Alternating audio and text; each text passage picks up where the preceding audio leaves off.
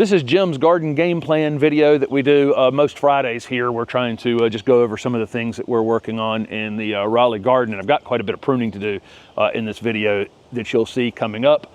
The Empress of China dogwood is about hit its peak here, maybe 2-3 more days. The flowers will be fully colored up. They still got a little bit of green in them, as you can see. They keep that kind of greenish tinge to them, and then all turn white pretty quickly. And then it's done pretty quick, but it's pretty awesome because it lasts about 2 months, this process of these getting this big and then turning that white. So kind of fun. It's just a wall of white out here in the front garden that we can see from inside the house. Got the sidewalk. I keep calling this a patio for some reason, but they got the sidewalk finished yesterday up to the front door.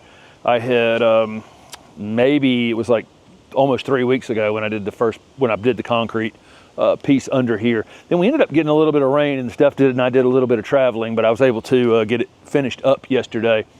I took the stone out, laid it on the street in the order that I had taken it out, and then decided as I was going that I would just wing it, and got up here to the very end and almost ran out of stone. It's like the exact same size it was, but I came up missing some pieces. So I have no idea how that ended up happening, but maybe I put them a little bit tighter when I redid it. Don't really know, but I'll have mulch up to the edge here. Once this mortar up here is fully cured up at the very top, we'll get this mulched along the edge. And I'm gonna put a little bit of grit in the back patio just to fill in some little gaps there as well. So I got a little bit of work to do on the hardscaping stuff, and we got quite a bit of pruning to do and staking to do. So let's do some of those jobs.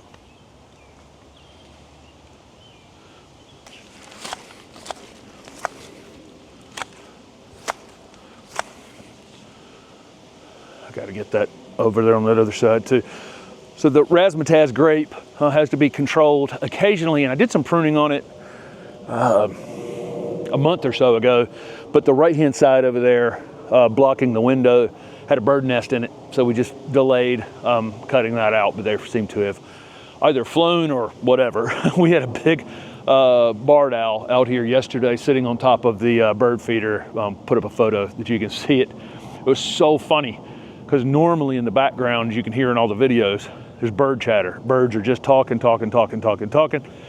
That owl landed on top of that bird feeder and it was dead silent out here. Like everything knows to not make a noise when that owl shows up, because you know it was so weird. It was just dead silence.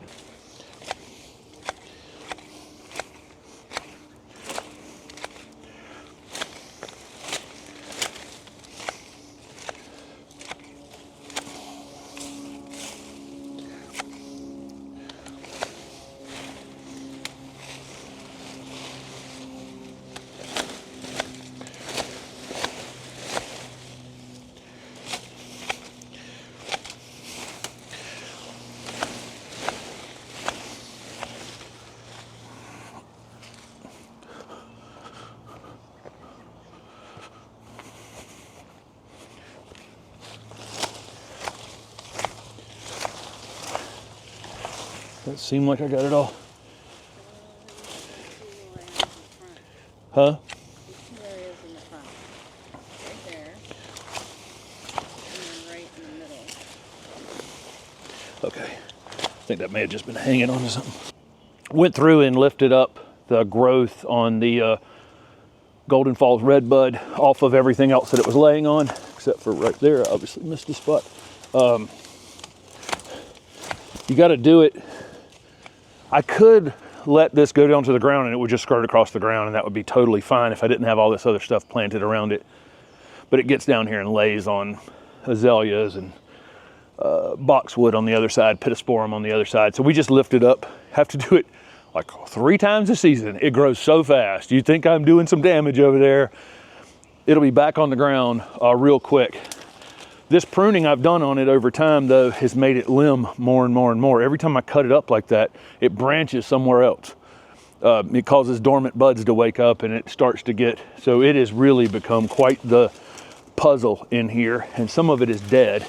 But I can just actually reach in there, and the dead pieces that are in the middle right there, they just kind of break off like that. I need to get in here. I needed to get in here before it woke up and actually figure out which ones were dead and which ones weren't, and do a little bit of pruning on it.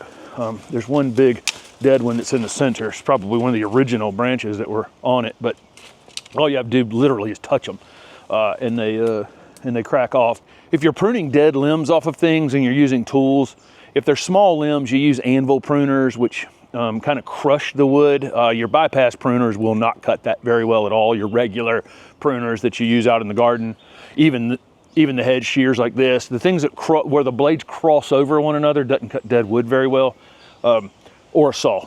But in this particular case, there's like that one that's in the middle that was dead that I wanted to get out of there earlier in the season, but I just reach in there and touch it and it snaps off. Super, super easy. It's a very fragile plant, but you can see it's still staked in the middle. Here, I did this winter put on new, we changed up the ties on it this winter, so put them in a new location. I need to do the same thing on the Amelanchier out in the front garden. But anyway, there you go. There's a little bit of a redbud maintenance this morning.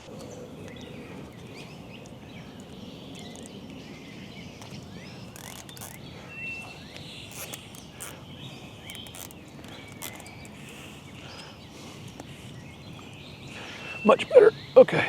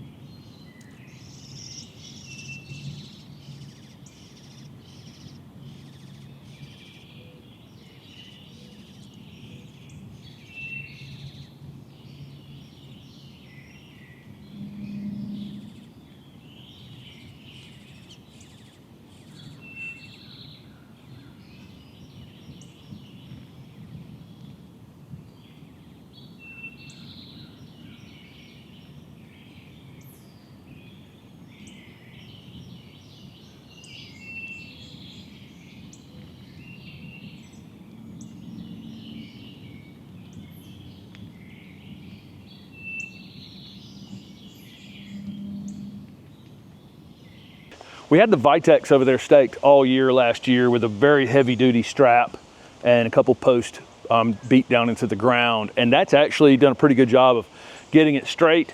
You never know when you take a strap off, but I took the strap off over there and got the two posts out of the ground and brought them over here to the hot blonde maple. It was leaning out here when I started off. It had a little bitty wooden stake on it. A squirrel, like 2 winters in a row, decided to eat the roots on this thing, and the first year just laid it completely over. I have no idea what it is about the bark on the bottom of that thing that makes squirrel want to chew on it, but we thought it was dead, and now it's come back vigorously. This is a very vigorous growing maple for sure.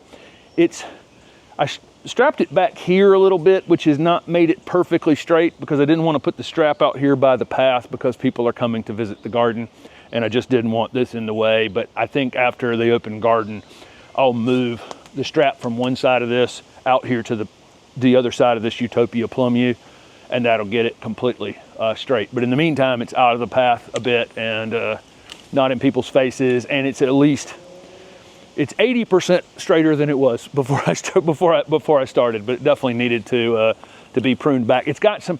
I'm going to have to do some additional pruning up on the top of this thing. There's no way the caliper of this is going to support the amount of growth it's put on up at the top. So at some point, but probably in the winter, I'll go in here and do some fairly major surgery on this thing to reduce the overall canopy on it, and we'll get it straight at that point. What else did we do? The Fats Hedra that was on the front porch over there, that curly Fats Hedra has just been, when we got it, it was not in good shape. It had been in that container for I have no idea how long, but we got it staked over, well, got it pulled up. I'm waiting for it to, it's finally started growing. So now I can, once it gets up to the top of the porch a little more, we'll get it staked onto the actual house. Right now I just did it over to the steps for now, and it was flopping over on things, and now it's in good shape. Sometimes it takes a minute. If you buy a plant that's clearance, not in good shape, but in the container too long, it can take a year or two for it to really start to grow. That's been the case with that plant. Didn't look good until now, and all of a sudden you look over there, it looks good, and now it's time to do something with it, because it's not a plant that can support itself. It can either be grown, it can be grown as a ground cover, but looks probably the best on some sort of stake. Yeah, but you have to physically stake it to it. It doesn't do it on its own. This Amethyst redbud, dwarf redbud, it grows very fast, and we did a little bit of pruning on it earlier in the season to get it lifted up out of this area, because we always grow vinca along the driveway here, and we've got other things planted. There's a lemon lime nandina back there, but it flushed out and has grown so fast it needs some more, it's going to need some more surgery. I now know that this is going to just be a small ornamental tree. It's going to be an ornament. It's not, I'm not going to be able to keep it shrub formed like it kind of looks right now. It's going to have to be lifted up. It grows so fast. This is only 2 years in this spot from a little 3-gallon container. It's got this one limb in the back that I probably should have taken off in the winter when it was dormant.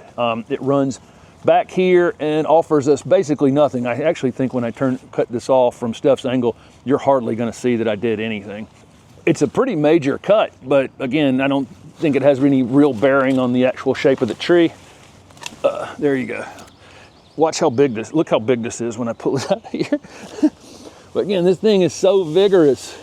The growth on this thing is so vigorous. Look at this. I mean, you think about this. It's a 2-year-old tree. This is one branch. Look at that thing, how big that is. And then it really didn't change the tree. Yeah, I think it's a good cut. I think that was a good decision there.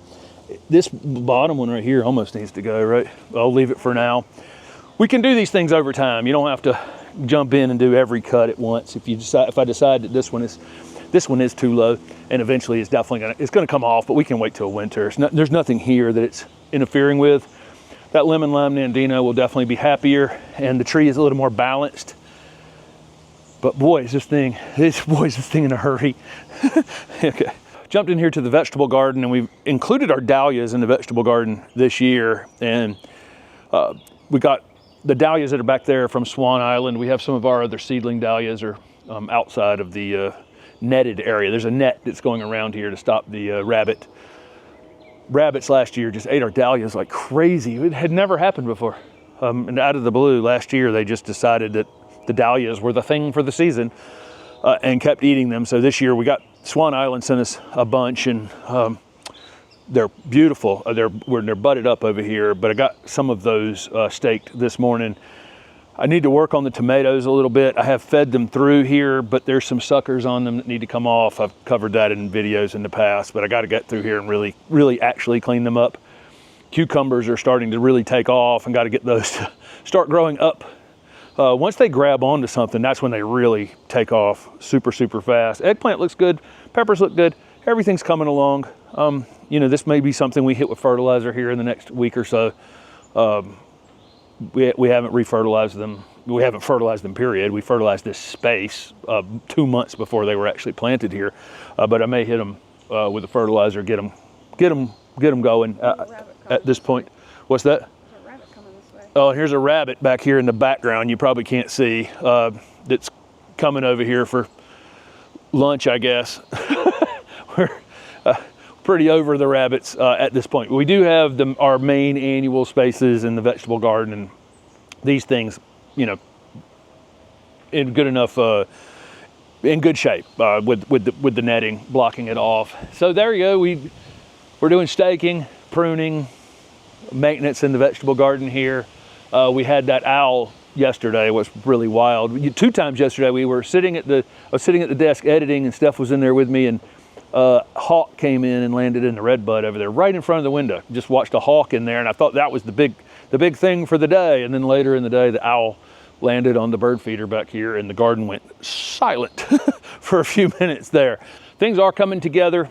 That sidewalk being done is a big check mark. I've got several other details. That Chinese privet over there still needs work. We've cut it about 70% down at this point, but it's got a little bit more work to do on it. There are a lot more plants going into the native garden this week, and if you're again coming to the open garden, I think it'll be night and day, you know, what that looks like. There are still a few tickets available for that if you're interested in coming. Thank you to those of you who have bought tickets and are coming. We can't wait to show this off. It looks pretty good right this minute, and then we still got more plans. We still got a list of things we want to get through before you guys get here, and we've got a ton of giveaways as well. Plants on the driveway over here, plants coming from Southern Living Plant Collection and others, and what else stuff. We got several other things being given away as well, so excited for that. So, and look forward to it as you're watching this. That's only 2 Fridays from then. Yeah, as you're watching this, it'll be 2 Fridays from now. We look forward to seeing you here in the Raleigh Garden. Thanks for watching.